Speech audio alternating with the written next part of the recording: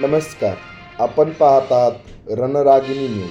हडपसर येथे विधी संघर्षित बालकांसाठी समुपदेशन शिबिर. Pune hopes for the children फाउंडेशनतर्फे परिवर्तन अभियानाअंतर्गत हडपसर येथे विधी संघर्षित बालकांसाठी समुपदेशन व पुनर्वसन शिबिर घेण्यात आले. या शिबिरात जीवन कौशल्य, वर्तन बदल, शिक्षण व रोजगार संधी याबाबत मार्गदर्शन करण्यात आले.